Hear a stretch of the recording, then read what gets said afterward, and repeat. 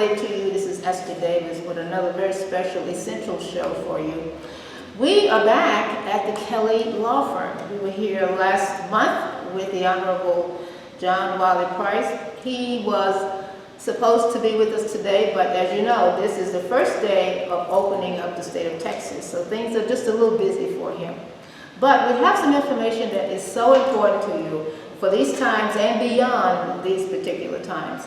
And we're going to start something with one of your precious organs in your body. One of the things that you have to have while the virus is working its way through our world. So the first thing that happens today is that the officials will say, wash your hands and wash them 20 minutes. We did that for you 2 months ago. Everything went well, and I know you're doing that. But the second thing that has come up the most is don't put your hands in your face, which is really hard to do. And I have a habit of just rubbing my eyes during the day. We have Dr. Lauren Wiggins here today that's going to correct us and tell us how to treat our eyes, tell us how to take care of them, not only during this particular time, but going forward. How you doing? I'm doing very well. Is this the new the new greeting we have to do? Wow, you are Dr. Wiggins. You look so young. Oh, well, thank you. And you're with Baylor Scott and White. Yes, I'm with Baylor Scott and White. What do you do? And I'm an ophthalmologist, so so it's an eye doctor, eye surgeon. We do general eye exams, we do diabetic eye exams, we also do surgeries, cataract surgeries, glaucoma procedures, lots of different things. So we want to talk about the diabetics. Yes. As number one, and then we want to know from you, how do we take care of our eyes going forward? Yes. And I mean, people are living now to be 80, 90 years old. Yeah. But let's zero in on the virus. What do you think about this virus? Yeah, so the virus, it's pretty scary. I don't think we really understand everything about it yet, but from some of the things we know it's very contagious, and a lot of people can have it, and it can be deadly for a lot of people. And you brought up diabetes. Yes. We see a lot of diabetics. Diabetes is the #1 cause of blindness for people in the United States, #1 cause of blindness for people in Texas, #1 cause of blindness for people in Dallas. So everyone who has diabetes should get their eyes checked, a dilated eye exam at least once a year. Irregardless of your age. Irregardless of your age. If you have diabetes, you should get a dilated eye exam, get your eyes checked once a year, because if you find some changes in the eyes from diabetes, if you catch it early, you can preserve the vision. So at what point do patients come to you?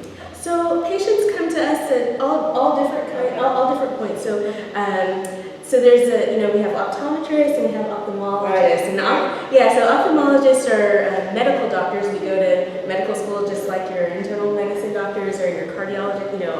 We go to medical school and then we train as surgeons. So we do all the trauma, like when I'm at Baylor and they have a person that comes in with a car accident or they got shot in the face. Trauma also? Yes, we do trauma. So people who need eye surgeries after trauma, if they had a nail go in their eye or something like that, we go ahead and fix the eye, and we're able to surgically correct. I'm just curious, is the surgery room for eye patients different from the surgery room of, say, a heart attack?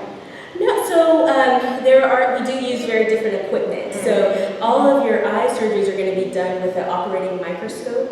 So you'll, and then everything is very small. We do everything under the microscope, but it's the same operating room. We just use different equipment. But yeah, we do all kinds of things. So we see, babies. Babies. Yeah, babies who maybe were born premature, or babies who have, congenital eye issues. Teenagers, if you need glasses, contacts, we can do that, as well as doing any medical eye procedures that are needed. And then, of course, cataracts are our bread and butter thing for ophthalmologists, so bread and butter surgery. Because everybody's going to get a set of cataracts. Correct. Cataracts is just, you live long enough, you get cataracts. Average age of cataract surgery is 65, so we have lots of people living long enough to require cataract surgery. So We have an audience here today, and they're just a little noisy, so we're going to ask them to hold it down some, because the beautiful facilities at Kelly Law Firm, of course, there are no employees here. In fact, there are no employees that work anywhere. So we are making this our studio home temporarily. And then when everybody gets back to work, we'll go back to the studios. We're talking to Dr. Lauren N.D. Wiggins. And if you've heard that name before, because the first time I heard your name, I thought, gee, I've heard that name before. Yep.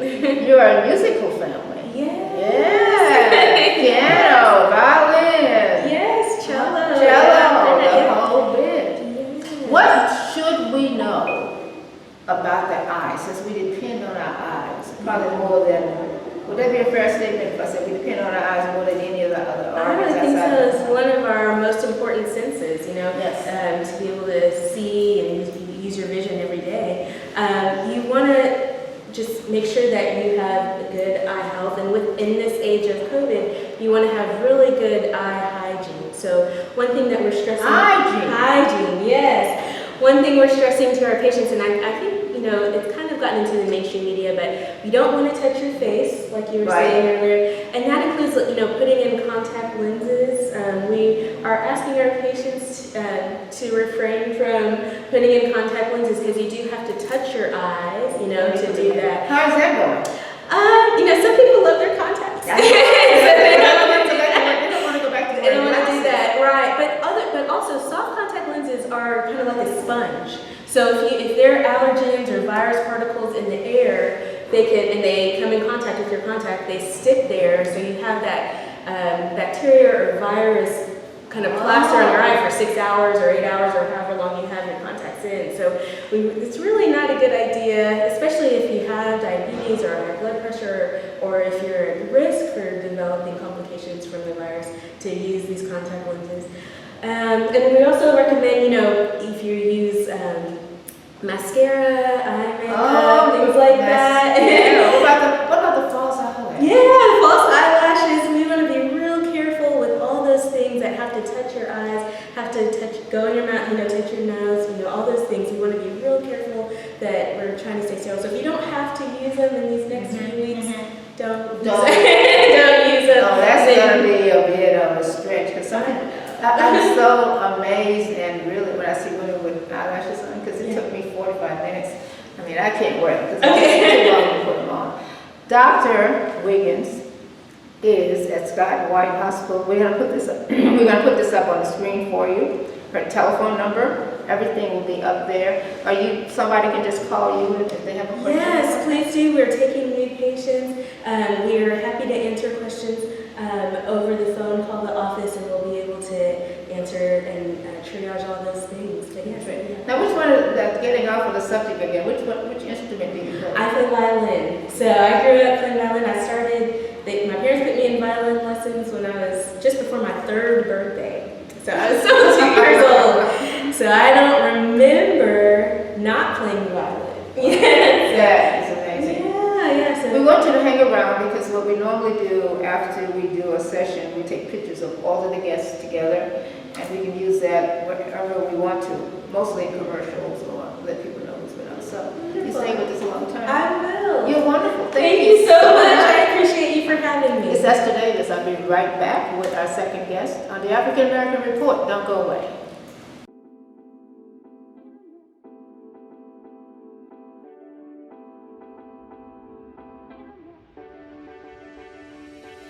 Character, hard work, and compassion are 3 things that our law firm stands by.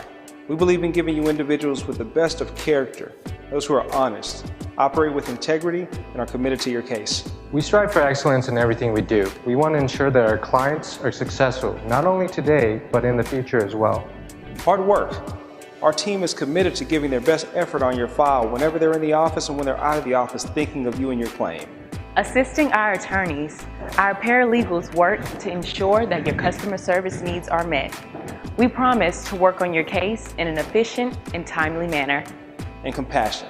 We're committed to giving you a team that treats you like family. We're together in this action, and we're committed to making sure that you always understand that we care. You put your trust in a firm who will handle your case with compassion and care. We plan to develop a relationship throughout this process. Your goals become our goals. Thank you for giving our team a shot, and we're committed to being there for you. God bless. We always try to give you the very best information, but with the virus being in front of us right now, one of the most important focuses has been on food and where are families going to go and get food. We're going to cover that for you today with the Bethlehem Center, but we're going to move a little bit further because we want you to know how important this group has been in the city of Dallas and across the state of Texas. They have a great brand. They are a huge contributor to all of the services that we have here in Dallas, Texas. So please welcome our very special guest, Ms. Chelsea White, Executive Director. Thank you. How are you? Good to meet you. Good to meet you too. What do you do? Well, it feels like we do a little bit of everything. That's good. Now let's start with Yes. where we are today. So right now, we are in South Dallas proper. We serve 75215 and 75210. So we really are in the most vulnerable area of Dallas during normal times.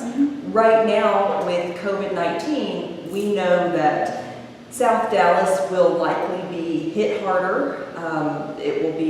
The virus will be more fatal. For those who catch the virus and recover, they will likely have longer-term health consequences, in addition to the unemployment that will come, the so on and so on and so on. And I hope I'm wrong on all of that. I've never wanted to be so wrong. Well, the thing I admire most about the Bethlehem Center is that you've always been in South Dallas. How long have you been there? We've been there since the 50s. So we started on Thomas Avenue in Uptown in the 40s. When it was Thomas and Hall. When it was Thomas and Hall. And in the 50s, when it gentrified and our residents moved to South Dallas, we came with them. So we definitely have a history of adapting and evolving to our community. I mean, we don't refer to the people we serve as clients. They're our neighbors and friends. Yeah, they really are. And we think we're part of the fabric of South Dallas. How long have you been executive director? Gosh, 2 years in March. So it feels like it's been 3 weeks and it feels like it's been 35 years. But I'm very proud of what we're doing right now. We are seeing the demand for food services just skyrocket. We've had like a 445% increase in demand. 400% increase? 400% in the past 6 weeks, and it was overnight. So how do you prepare for something like this, Chelsea? I'm very proud that our staff is forward thinking and we are informed enough to, when this hit, we knew immediately this is going to hit South Dallas now. Give me a rundown, because you're right, it hit the whole country. We thought this thing was going to stay in Italy, and then we really thought it was going to stay in Japan. All of a sudden it shows up in Seattle. At what point did your mind start spinning? Actually, in early February. I got a little bit of a head start. I have a friend whose mother works for the CDC, and she was talking about this in January. So I was kind of watching it, and by late February, starting to kind of make plans. Early March, once it hit mid-March, we were ready to respond immediately, and immediately we ramped up our food distribution programming. Now, did people start calling you, or did they start, because they know where you are. You've been there They know all these where years, you they know are. where you are. So they start calling. It was sudden. I mean, it was sudden. Our phones were ringing off the walls, not just for food, but for everything. And we get a lot of calls, but these were different. You could hear the desperation. You could hear the anguish in You their could voices. hear it. One of our staff members lives in South Dallas. People are stopping by her house because they know that she, Stopping by her house. by her home in the evening, saying, "I know you're with DVC now. Can you help?" And she runs over to the center and makes them a box. So it was sudden. And did you ever have that overwhelming feel? So you're the first person I've talked to that's just been in the storm. I mean, seriously, in the storm, Chelsea. And you hear all these stories and you see them on television, so you always know what's happening on television. But South Dallas, I go church right down the street, Greater Design. Did you have volunteers to just come in and say, "What can I do, Chelsea? The overwhelming feeling hasn't gone away yet, so hopefully that's, you know, but this is why we're here. I mean, South Dallas unfortunately is in crisis all the time and has been for decades. But in a way, you know, during peaceful times, we're prepping for the big crisis that we know is going to hit everyone and hit South Dallas harder. We have an amazing volunteer base through our relationships. You probably got a couple of generations there also. We absolutely have, absolutely. So we have our relationship with United Methodist Church and United Methodist Women, and I mean, we never have a problem finding volunteers. So they were ready, and we had to kind of turn some away. We just, yeah, and we're trying to make sure everyone's socially distanced and keep everyone safe. So what do you do with the children? What happens with the children? We've had to stop our after-school programming and our early Head Start programming because we follow DISD.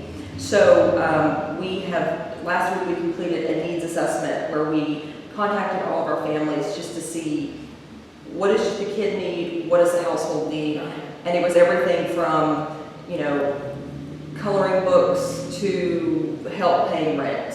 And because many of those kids receive, sometimes the only hot meal they receive is at school. That's right. That's true.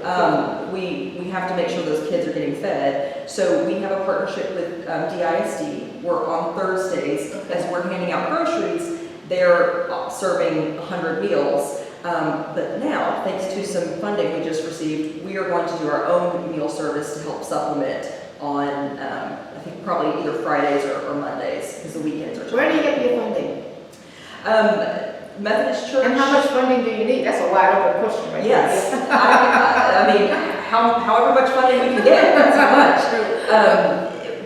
Individual donors, we've had some great support from some very prestigious foundations, Reese Jones Foundation, Texas Methodist Foundation, Perot Foundation, wonderful, wonderful partners of ours. But we could not have budgeted for this. We could not have planned for this. And there is certainly a tremendous gap in what we are funded to do right now and the need. You know, we've been in South Dallas for so long, people know us and trust us, and they're coming to us. And they're waiting for you to do what they want you to do at that time. Yes. And there's just not a lot of services going on in South Dallas from what they're telling me. So we have a big need to meet. Well, and maybe that brings up another question. Give me another minute, please. See, I know my time is up with her, but we've got the census going on now. So I want to know what your thoughts are. With the census growing those two zip codes, 75215 and 216, how can we help with that? We have to keep promoting that just like crazy. I actually heard from someone who's working with the census. She was saying that a lot of people in South Dallas think that completing the census is tied to the stimulus payment, which it's not, but that's good that they think that because they're now kind of participating. But we just have to keep communicating that, you know, the information is confidential. It's not going to be used against you in any way, but this is what determines the funding that comes to South Dallas. It truly is how you're counted. And, you know, with times like this, when we see resources not coming to South Dallas, when it needs to be, completing the census is what can ensure that at the next crisis, maybe, hopefully, we can get the resources we need down south. Wow. My name is Chelsea White, Executive Director. I've always had the greatest admiration for executive directors because you get every other stuff nobody wants. All the things. Yes. Hang around, would you please? And so we can take a picture with the rest of our guests. She's Chelsea White and with the Dallas Bethlehem Center. Don't get confused. It's the Dallas Bethlehem Center. I'll be right back. I'm Ester Davis and you're watching Ester Davis Show. Thank you. Thank you so much. That was great.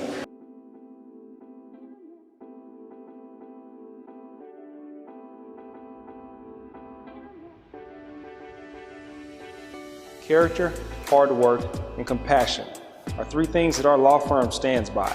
We believe in giving you individuals with the best of character, those who are honest, operate with integrity, and are committed to your case. We strive for excellence in everything we do. We want to ensure that our clients are successful, not only today, but in the future as well. Hard work. Our team is committed to giving their best effort on your file whenever they're in the office and when they're out of the office thinking of you and your claim. Assisting our attorneys, our paralegals work to ensure that your customer service needs are met. We promise to work on your case in an efficient and timely manner. And compassion. We're committed to giving you a team that treats you like family. We're together in this action, and we're committed to making sure that you always understand that we care. You put your trust in a firm who will handle your case with compassion and care. We plan to develop a relationship throughout this process. Your goals become our goals. Thank you for giving our team a shot, and we're committed to being there for you. God bless. Good evening, good morning, good afternoon, wherever you are listening to this. Let me release myself so that I can hear me a little bit better. We're here at the Kelly Law Firm for our third open community forum discussion on what's going on with the coronavirus, what's going on in our community. And today, I'm honored and pleased to have a very, very dear friend of mine, Mr. Byron Sanders, who is the Executive Director of Big Thoughts of Dallas. Now, my organization, Jones 2000 and Beyond, we've been part of Big Thoughts for a very, very long time, so I know the work that they do, but we felt that it was important that we get you to see that behind a lot of these nonprofit organizations, we have great Black leadership that is very, very in tune with the needs of the community, understands the wants and the concerns and the ways that we have to go forward. So that's why I brought Mr. Byron Sanders here from Big Thoughts Dallas. So Byron, tell us how you are, tell us what's going on with Big Thoughts, what are your plans, what are the future, what do you see as the new direction, particularly after this pandemic? Yeah, so again, really grateful for the time. Oh, I'm putting mine on, you can take yours. Okay, cool, great. All right, we're doing the trade-off. So Byron Sanders again, President and CEO of Big Thought. We are an organization that's here to help all youth.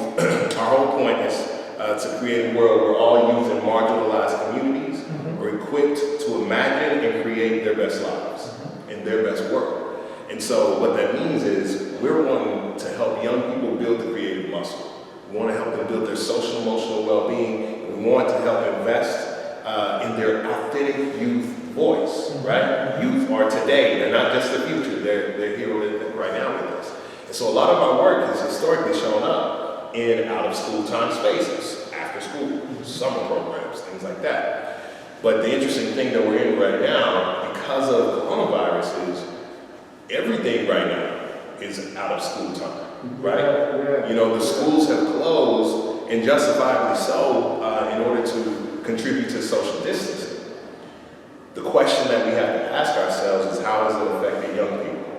One of the biggest things that we look at in our organization is typically the summer slide. So that's the notion that studies have shown it over and over again, that kids who grow up in communities that are low income, and especially when you talk about urban setting, you're talking about Black and brown communities, typically, if they don't get any kind of interventions, they lose on average about 3 months of learning, right? So it doesn't mean they just stop learning, they actually regress. So instead of going to school for 10 months, 9 months, it almost feels like they went for 6, 7. You add that up over 13 years, and that actually contributes significantly to the opportunity gap. Well, we're in a very unique year. So in 2020, functionally, for a lot of kids, that gap started in March. March, April, May, added on to June, July, August. So instead of a 3-month gap, we're looking at 6. This is going to be a really significant contributor to a lot of remediation. A lot of kids are going to need help catching back up. So what do we do in that period of time? What do you do when you can't necessarily have a 150 kid camp in one building that embraces social distancing, right? What do we do? Well, what we're doing is we're partnering with a lot of organizations in the community to go digital.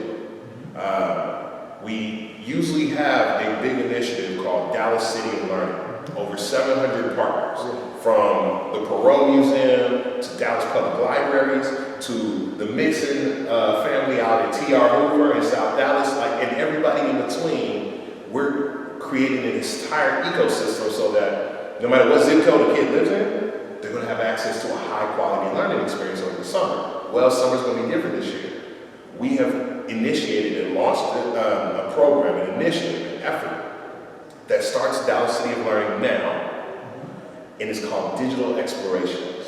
So what we're doing is all of the things that people used to be able to do when they went to a place, they would go and find an in-person learning experience. We now have a platform, DallasCityofLearning.org, that families can go to for free, and they can get access to a wide range of experiences. Some are the kind that you can go just download and do by yourself, but some are actual programs that people like KERA or like Dallas Symphony Orchestra are delivering, in some instances, live. So kids could actually follow the experience and the engagement at home. So what we wanted to do was make sure that for those who had digital access, they had an opportunity to engage and to keep learning over the summer, and we're not asking so much from parents to be the ones who have to teach them to do that. That's one of the other big stressors that we learn when we talk to our families. Parents are being asked to work from home or to be an essential worker somewhere else at the same time that they're supposed to be the one primarily helping their kids learn. That's a lot to ask from the family. The other thing that has been exposed by this, that quite frankly I think we're all trying to work with, is what we were just talking about, the digital divide. And please elaborate on that, because there are so many of you out here that really don't understand that certain communities are literally cut off from internet, which is going to make this very, very difficult. So with the next couple of minutes that we have here, Byron, share that and how you're going to overcome that, and what can we do to help you with that? Great question. The digital divide is a scenario where people do not have high-speed internet at home. But it's not just having internet access. It's also having the devices to interact with the type of applications that a young person would need in order to learn. And it's not just having a device. Oftentimes, you need multiple devices per household, right? Because if you have 3, 4 kids, they can't all be using this stuff at the same time. And for classes, sometimes those things are happening simultaneously, right? So these are tremendous barriers that we're left with. And what we need, y'all, we need a revolution. And this is what I mean by that. We need to make internet access digitally, we need to make digital access a utility as opposed to a luxury. We need to figure out ways for people to have public access to high-speed internet.